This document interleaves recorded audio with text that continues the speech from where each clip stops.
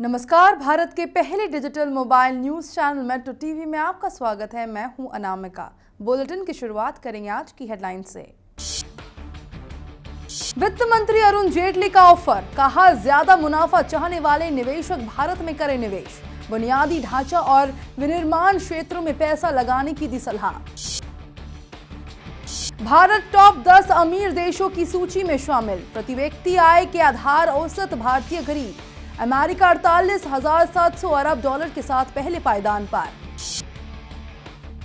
गोवा से सीएम परिकर ने कहा, नाइजीरियाई लोगों की हरकतों से नाराज है लोग। रहन सहन और व्यवहार पर उठाए सवाल।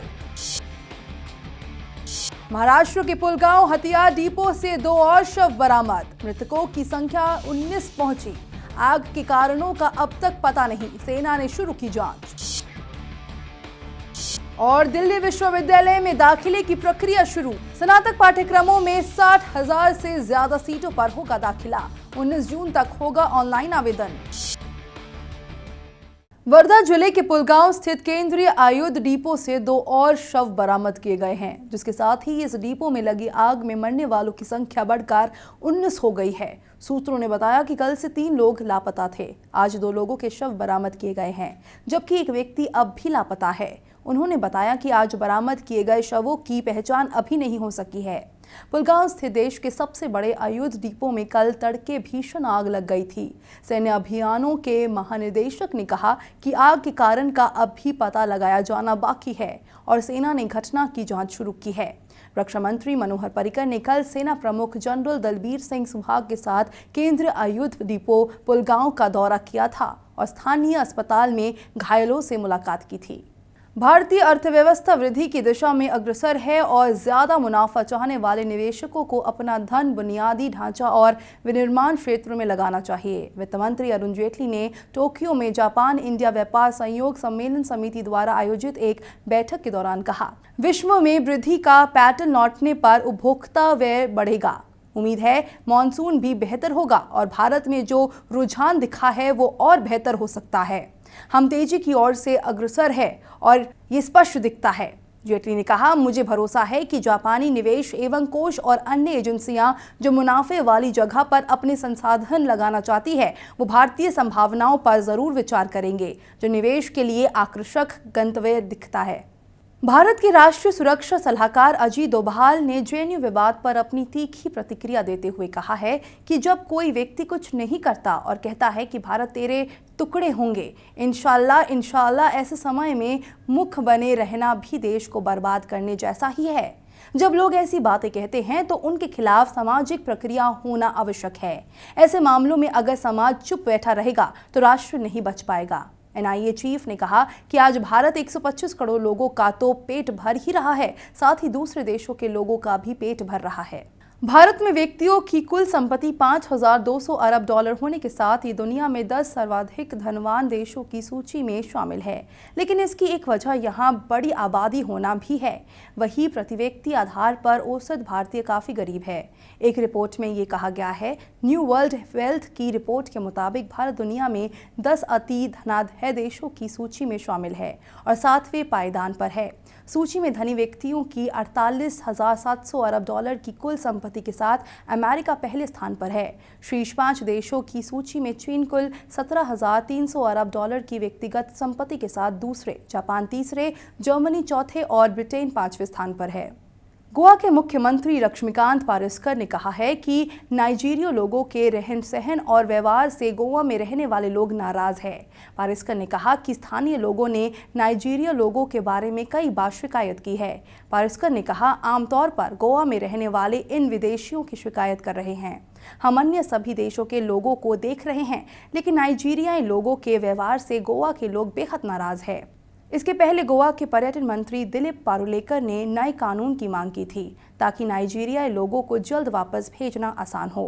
पिछले दिनों पुलिस ने एक महिला का अपहरण करने और उसके साथ दुष्कर्म करने के आरोप में नाइजीरिया के एक व्यक्ति को गिरफ्तार किया था। दिल्ली विश्वविद्यालय में स्नातक पाठ्यक्रमों में 60,000 से ज्यादा सीटों पर दाखिले की प्रक्रिया आज से शुरू हो गई। विश्वविद्यालय ने पहली बार पूरी प्रक्रिया को ऑनलाइन कर दिया है। खास बात यह है कि इस बार एक ही फॉर्म के माध्यम से सामान्य ओबीसी, एससी, एसटी के साथ साथ कश्मीरी विस्थापित शहीद विधवाओं की संतान, ईसीए स्पोर्ट्स व नॉन कॉलेजिएट के आवेदन भी ऑनलाइन ही होंगे। ऑनलाइन आवेदन 19 जून तक किया जा सकेगा। पहली कट ऑफ 27 जून को आएगी, जिसके बाद दाखिला प्रक्रिया 16 अगस्त तक होगा। दाखिला प्रक्रिया ऑनलाइन होने के कारण इस बार सभी कॉलेजों की एक दूसरे के दाखिलों पर भी नजर रहेगी।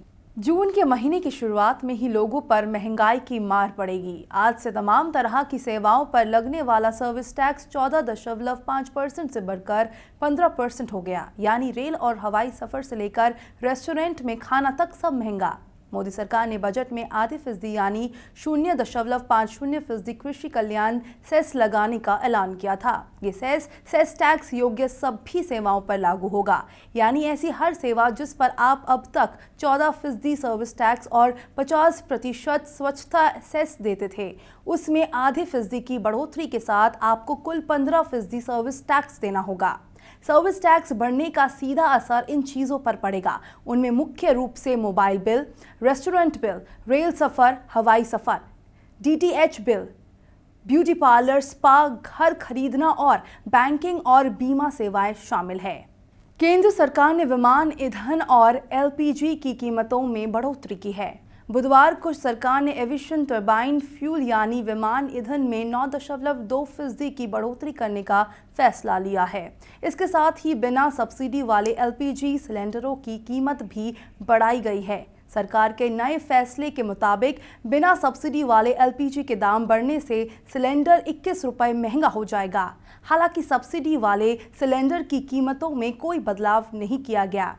इसके पहले मंगलवार रात को पेट्रोल और डीजल की कीमतों में एक बार फिर बढ़ोतरी की घोषणा हो गई है। पेट्रोल 2.58 रुपये प्रति लीटर तो डीजल 2.26 रुपये महंगा हो गया है। नई कीमतें मंगलवार आधी रात से लागू हो गई। इंडियन ऑयल कॉरपोरेशन ने ये जानकारी दी। राहुल गांधी को कांग्रेस अध्यक्ष बनाए जाने की अटकलों पर जल्द विराम लग सकता है। अगले कुछ हफ्तों में राहुल गांधी को पार्टी की कमान सौंपने पर फैसला लिया जा सकता है। उनकी ताजपोशी के बाद कांग्रेस में बड़े बदलाव के संकेत भी मिले हैं। सूत्रों के मुताबिक अगले कुछ हफ्तों में राहुल गांधी को कांग्रेस अध्यक्ष पद की कमान सौंप दी जाएगी। उसके पहले पार्टी में संगठन के स्तर पर बदलाव होंगे और युवा चेहरों को आगे लाया जाएगा। बताया जा रहा है कि राहुल गांधी अध्यक्ष बनने के बाद चिंतन शिविर करेंगे। इसके पहले वह पार्टी में महासचिव, सचिव और प्रदेश अध्यक्षों को बदलने को लेकर फैसला लेंगे। राहुल गांधी फिलहाल इन पदों के लिए अंतिम नामों की लिस्ट पर काम कर रहे हैं। ललित मोदी और उनकी पत्नी मिनल मोदी के नाम पर स्विट्जरलैंड सरकार ने नोटिस जारी किया है। स्विट्जरलैंड सरकार ने ये नोटिस भारत की पहल पर की है। उन पर टैक्स चोरी करने और इसमें सहायता करने का आरोप लगा है। स्विस फेडरल टैक्स प्रशासन की ओर से जारी 2 अलग-अलग नोटिफिकेशन में मोदी व उनकी पत्नी को 10 दिन में सुनवाई के अधिकार का इस्तेमाल करने को भी कहा गया है। प्रधानमंत्री नरेंद्र मोदी की स्विट्जरलैंड यात्रा के कुछ दिन पहले ही जारी हुई है। मोदी यात्रा के दौरान स्विस सरकार से वहां काला धन रखने वाले भारतीयों से निपटने के उपायों पर चर्चा करने वाले हैं। गौरतलब है कि 2010 में देश छोड़कर लंदन में रह रहे ललित मोदी पर आईपीएल कमिश्नर रहते हुए मनी लॉन्ड्रिंग के आरोप है। दिल्ली की आम आदमी पार्टी सरकार की ओर से ऐप आधारित प्रीमियम बस सर्विस शुरू करने के फैसले की जांच होगी। एंटी करप्शन ब्यूरो के प्रमुख मुकेश कुमार मीना ने इसकी जांच के आदेश दिए हैं। मीना ने बीजेपी विधायक विजेंद्र गुप्ता की ओर से मिली शिकायत के बाद ये कदम उठाया है। गुप्ता ने एंटी करप्शन ब्यूरो को दी गई शिकायत में आप सरकार के फैसले को गैरकानूनी बताया है। उन्होंने शिकायत में कहा कि बिना उपराज्यपाल के नोटिफिकेशन के ये फैसला लागू नहीं किया जा सकता। अलीगढ़ में विकास पर्व में शामिल होने आए केंद्रीय कानून मंत्री डीवी सदानंद गौड़ा ने मुस्लिमों पर बढ़ रहे कानूनी दबाव पर चिंता जाहिर की। उन्होंने कार्यक्रम के दौरान कहा कि मुस्लिम युवाओं को झूठे आरोप में गिरफ्तार करना सचमुच चिंता का विषय है। इन्हें गिरफ्तार करने के बाद जब सबूत नहीं मिलता है तो उन्हें छोड़ दिया जाता है। ऐसे मामलों में कानूनी सुधार की जरूरत है। मोदी सरकार के 2 साल की उपलब्धियां गिनाते हुए गौड़ा ने कहा कि लॉ कमीशन मुस्लिम युवाओं को इस तरह गिरफ्तार करने को लेकर आपराधिक प्रक्रिया में बदलाव की तैयारी का मन बना रहा है, जिससे इन्हें परेशानी का सामना नहीं करना पड़ेगा। इसके तहत गड़बड़ियों को दूर करने में मदद मिलेगी। कांग्रेस अध्यक्ष सोनिया गांधी के दामाद रॉबर्ट वाड्रा की लंदन में बेनामी संपत्ति के मामले में घिरे विवादित सौदेबाज संजय भंडारी ने कबूल कर लिया है कि उनके घर पर छापेमारी के दौरान कंप्यूटर से बरामद ईमेल उनके और रॉबर्ट वाड्रा के बीच साझा किए गए थे। इनमें से कुछ ईमेल भंडारी और वाड्रा के असिस्टेंट मनोज अरोड़ा के बीच भी आदान प्रदान किए गए हैं। एक खबर के मुताबिक इनकम टैक्स के अधिकारियों ने छापेमारी के बाद इस बात की पुष्टि की है कि भंडारी और वाड्रा के बीच 4 अप्रैल 2010 को मेल का आदान प्रदान किया गया था। ये 2 मेल वाड्रा की याहू मेल आईडी से भेजे गए थे, जिसमें लंदन के एक अपार्टमेंट में इंटीरियर की बात कही गई थी। कांग्रेस अध्यक्ष सोनिया गांधी ने प्रधानमंत्री नरेंद्र मोदी के लिए शहंशाह शब्द का इस्तेमाल करने के बाद केंद्रीय मंत्री रामविलास पासवान ने उन पर पलटवार किया। पासवान ने कहा कि कांग्रेस को चिंता करने की जरूरत नहीं है, क्योंकि मोदी अगले 15 सालों तक पीएम बने रहेंगे। गौरतलब है कि मंगलवार को अपने संसदीय क्षेत्र रायबरेली में सोनिया गांधी ने कहा था, मोदी पीएम है, शहंशाह नहीं। एक तरफ देश में किसान सुसाइड कर रहे हैं तो पीएम जश्न मना रहे हैं।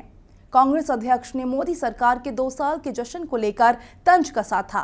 पासवान ने कहा था कि प्रधानमंत्री मोदी के बारे में इस तरह की शब्दावली का इस्तेमाल करना उचित नहीं है, क्योंकि देश की जनता ने उनको जनादेश दिया है। पासवान ने रॉबर्ट वाड्रा की कथित बेनामी संपत्ति के मुद्दे पर पूछे गए सवालों के जवाब नहीं दिए। अगले साल होने वाले उत्तर प्रदेश विधानसभा चुनावों से पहले सत्ताधारी समाजवादी पार्टी में हलचल हो रही है। पिछले 10 दिनों में लिए गए पार्टी के 2 फैसले बताते हैं कि सपा के think tank professor Ramgopal Yadav को किस तरह से अलग थलग किया जा रहा है, जबकि शिवपाल यादव मजबूत हो रहे हैं। सपा मुखिया के फैसलों पर यादव परिवार में कई गुट बन गए हैं। अमर सिंह की एंट्री और आरएलडी के साथ संभावित गठबंधन पर रामगोपाल यादव और शिवपाल यादव दोनों की राय अलग अलग है। सूत्रों की माने तो मुलायम सिंह यादव शिवपाल यादव को किसी अन्य की तुलना में संगठन में ज्यादा मजबूत कर रहे हैं। वो भी मुलायम सिंह के हर फैसले में उनका साथ दे रहे हैं। अमर सिंह को राज्यसभा भेजने में शिवपाल ने मुलायम सिंह के फैसले का समर्थन किया, जबकि रामगोपाल यादव और आजम खान इस फैसले के पक्ष में नहीं थे। एक तरफ मंगलवार को दिल्ली की एक कोर्ट ने सीएम केजरीवाल को पीएम के लिए साइकोपैथ शब्द का इस्तेमाल करने के मामले में राहत दी, तो वहीं शाम को एक कार्यक्रम में केजरीवाल ने मोदी पर फिर से हमला बोला। इंडिया इंटरनेशनल सेंटर में सीबीआई की आज़ादी पर हुए एक कार्यक्रम में उद्घाटन भाषण देते हुए केजरीवाल ने कहा कि जो भी पार्टी सत्ता में होती है वो सीबीआई का दुरुपयोग करती है। 16 दिसंबर को पीएम मोदी ने मेरे दफ्तर पर रेड कराई, क्योंकि उन्हें लगता है कि पूरे देश का सबसे भ्रष्ट आदमी अरविंद केजरीवाल ही है। केजरीवाल ने कहा कि वो इनकम टैक्स में रह चुके हैं और रेड मारने वाले दस्ते में भी काम किया है। इस रेड में सीबीआई की रेड का खर्च भी नहीं निकला होगा, क्योंकि टीम को छापे में कुछ नहीं मिला। पश्चिम बंगाल की सीएम ममता बनर्जी ने एक बार फिर से चुनावों के लिए सरकारी धन पर जोर दिया। उन्होंने कहा कि चुनाव पर सरकारी खर्च से काले धन के इस्तेमाल पर रोक लगेगी। चुनाव जीतकर लगातार दूसरी बार सीएम बनी ममता ने राज्य विधानसभा में अपने पहले संबोधन में कहा, मैं चुनावों के लिए सरकारी खर्च की मांग करती हूं। हम चुनावों में सुधार चाहते हैं। सीएम ने कहा कि काला धन चलाने की कोई जरूरत नहीं है। अगर चुनाव पर सरकारी खर्च होगा तो इससे काले धन के इस्तेमाल पर रोक लगेगी। उन्होंने आगे कहा कि चुनाव सुधार उतना ही महत्वपूर्ण है जितना आर्थिक और प्रशासनिक सुधार। चुनाव सुधार से लोकतांत्रिक प्रक्रिया को मजबूती मिलती है। खबरों के सफर में फिलहाल इतना ही। देश दुनिया की पल पल की खबरें जानने के लिए बने रहिए मेट्रो टीवी के साथ। नमस्कार।